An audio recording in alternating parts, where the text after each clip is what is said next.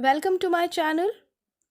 आज हम class 10th science को पढ़ने वाले हैं और साइंस में हम आज पढ़ेंगे चैप्टर नंबर 2 जो कि है acids bases and salts.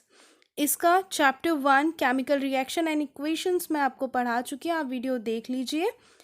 Acid and base आप प्रीवियस क्लासेस में पढ़ चुके हो कि ऐसे फूड आइटम्स जो सोर होते हैं या जो बिटर होते हैं उन्हें एसिड या बेस कहा जाता है। ये आपने पुरानी क्लासेस में अपनी पढ़ चुके हो कि एसिड जो होते हैं सोर होते हैं टेस्ट में और जो बेस होते हैं उनका टेस्ट बिटर होता है। इनको फूड आइटम्स में आसानी से उनके टेस्ट के बेस पर पहचाना जा सकता है कि कौन सा फूड आइटम एसिड है एंड कौन सा बेस। लेकिन अगर आपकी फैमिली में कोई एसिडिटी से सफ़र कर रहा हो तो आप उनको लेमन जूस, विनेगर या बेकिंग सोडा में से कौन सा सजेस्ट करते हैं रेमेडी की यूज़ करें। ये आपको तभी पता चल सकता है जब आपको पता हो उनके एसिडिक एंड बेसिक नेचर के बारे में या एसिड और बेस के बारे में। इन सब्सटेंस को कहा जाता है एंटासिड्स। ऐसी मेडिसिन्स जो यूज़ होती है एसिडिटी को ख़त्म करने के लिए या कम करने के लिए वो कहलाती है एंटासिड्स।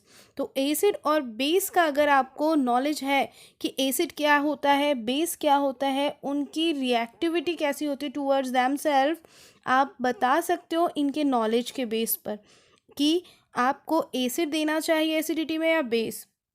अब ऐसे सब्सटेंस जो इंडिकेट करते हैं एसिड और बेस को बाय चेंजिंग देयर कलर और and depending on the pH of the solution, pH के हिसाब से जो अपने कलर को चेंज कर लेते हैं उन सब्सटेंस को कहा जाता है एसिड बेस इंडिकेटर्स। ऐसे सब्सटेंस जो चेंज करते हैं वो एसिड बेस इंडिकेटर्स होते हैं और ये जो है बने होते हैं लिटमस के। इन्हें लिटमस कहा जाता है जो कि चेंज करते हैं अपने कलर को। और आपने लैब में देखा होगा कि रेड एंड ब्लू कलर के लिटमस पेपर होते हैं जो कि बने होते हैं लाइकेन के बने हुए होते हैं ये, और ये न्यूट्रल होते हैं और ब्लू लिटमस पेपर को रेड में कन्वर्ट कर देते हैं और रेड लिटमस पेपर को टर्न कर देते हैं ब्लू में, और न्यूट्रल सॉल्यूशन के साथ वो कोई कलर चेंज नहीं करते हैं। And some facts are given in your book. Do you know कि जो लिटमस होते हैं वो पर्पल डाई होते हैं जो कि एक्सट्रैक्ट किए जाते हैं लाइकेन से, जो कि थाइलोफाइट्स होते हैं। थैलोफाइट्स आपने पढ़ा हुआ है क्लास 9th में, ये इंडिकेटर होते हैं। इसके अलावा कुछ और इंडिकेटर रेड कैबेज और टर्मरिक, ये सारे इंडिकेटर्स भी आपको न्यूट्रल या नेचुरल इंडिकेटर्स दिए हुए हैं जो कि एसिड बेस इंडिकेटर्स होते हैं और ये अपना कलर चेंज कर लेते हैं सॉल्यूशन के अकॉर्डिंग जब भी कोई सॉल्यूशन ऐड किया जाए। इसको देख लेते हैं हम कुछ एक्टिविटीज़ से। आपकी बुक में दी हुई है एक्टिविटी 2.1 जिसको हम देख लेते हैं और इसका एक्सप्लेनेशन भी मैं आपको बहुत इजी वे में आपको समझाने वाली हूँ। यहाँ पर कुछ सॉल्यूशंस लिए गए हुए हैं जैसे dilute HCl, sulphuric acid, nitric acid, acetic acid, sodium hydroxide, calcium hydroxide and magnesium hydroxide, potassium hydroxide and ammonium hydroxide, ये सारे सब्सटेंस लिए गए हैं।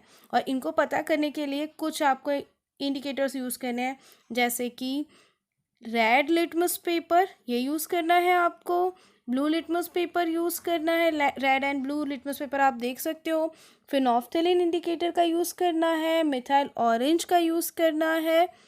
इन सब को यूज़ करके आपको बताना है कि कैसा कलर ये शो करते हैं जब ये सारे सॉल्यूशंस ऐड किए जाते हैं। तो इसका बहुत आसान एक्सप्लेनेशन मैं आपको बताने वाली हूँ जिससे आप आसानी से समझ सकते हैं।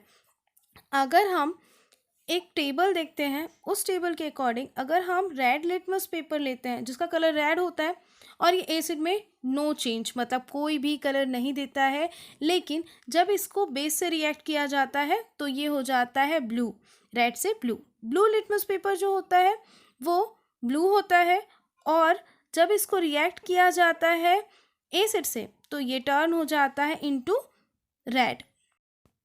फिनोफ्थेलिन इंडिकेटर जो कि कलरलेस होता है और एसिड के साथ भी ये कलरलेस ही रहता है।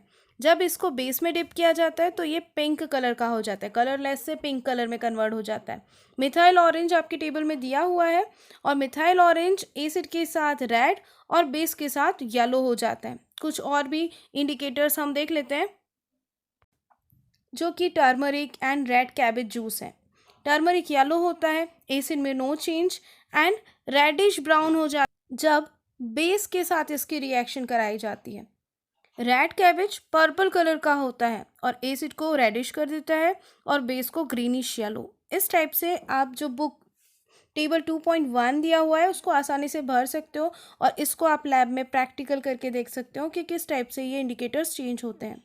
एक्टिविटी 2.2 हमारे पास दी हुई है। यहाँ पर ये कहा गया है कि आपको क्लॉथ स्ट्रिप्स लेनी है।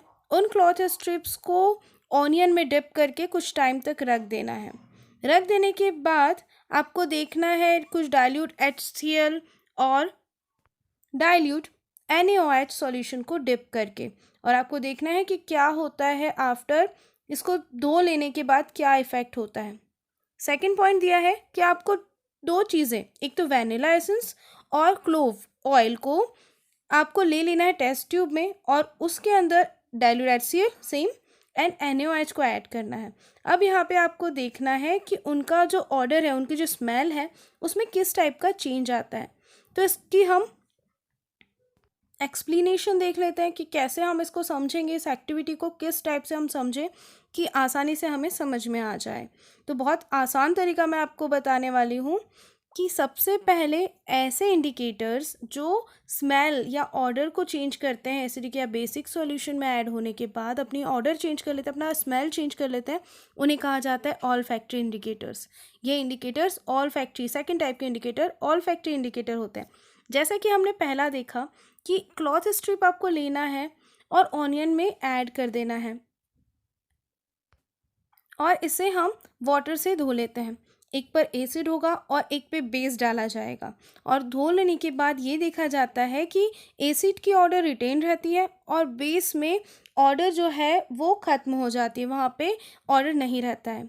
सेकंड है जब वेनिला एसेंस को टेस्ट ट्यूब में लेते हैं और उसमें dilute HCl and dilute NaOH add कर देते हैं, तब जो एसिड होता है उसके लिए ऑर्डर रिटेन रहता है और बेस के लिए नो चेंज, यहाँ पे ऑर्डर नहीं आता है। तो वेनिला एसेंस से एसिड ऑर्डर देता है और बेस नहीं देता है। थर्ड हमारे पास था कि क्लोव ऑयल लेना है। अब क्लोव ऑयल को भी टेस्ट ट्यूब में ले लेना है, डाइल्यूट HCl ऐड करना है एसिड के लिए और बेस के लिए डाइल्यूट NaOH को ऐड करना है।